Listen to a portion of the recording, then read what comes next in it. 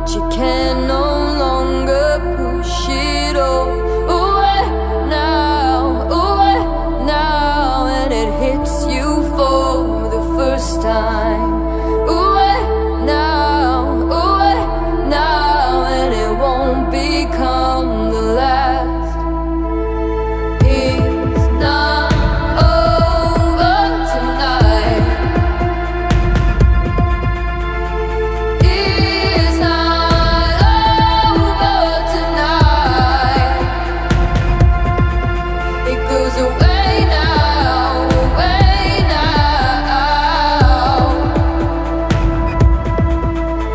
But it's not over tonight. You fall, you back and sink as it locks you into place, and it won't be on the last pull, 'cause you know that now it's hit.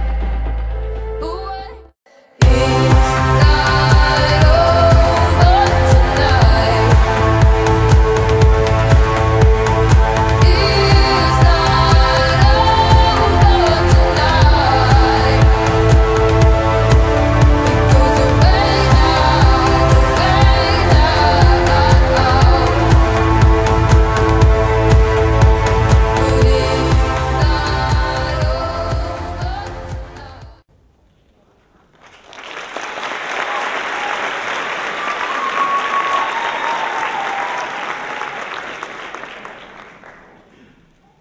Hey guys, thank you so much. About 18 months ago, I had embarked on a trip to India with about 20 other students through the University of Washington's Half the Sky program. And on this trip, we studied women's leadership and social entrepreneurship.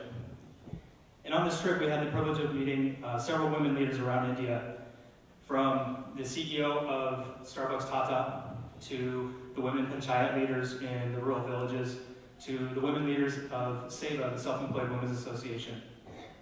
And on a visit to a rural village in Ahmedabad with SEVA, we visited the Garment Stitchers Collective and had a meeting with them about their lives, the work that they're doing, the education that they've received. And some of the conversation turned to some of the younger women in the group. Now, one girl stood out. She spoke to us about how she had been attending school, but due to family circumstances, financial circumstances, she could no longer afford to go, and she was forced to work to support her family. And we asked her a question like, how do you feel about this? Are you, do you, wish to go back? She says, yes, I wish to go back, but I don't foresee that in my future. And it was at that moment that I think for a lot of us, we kind of had a realization, of some of the hardships and some of the things that happen, or that can happen. Excuse me. So for the next few days, a lot of us talked about it amongst small groups. For 3 days, 3 nights, I woke up, I went to sleep with that thought on my mind, and I approached my professor and I said, if we can find her, if we can maybe reach out to SEVA and see if we can find her, we have a picture of her. Learning that it only costs about $400 to $800 or so to send a girl in rural India to school every year, would it be possible to see if we can see if she had the money and that she could attend school and get education? And so thus started a communication channel between myself, my professor, and SEVA. Now the girl was in the picture and we didn't have her name, but we started referring to her as the girl in yellow. And it took about 3 months of communication to finally get word back. Now, we found out that she's still a teenager, she's married, and she has a child of her own.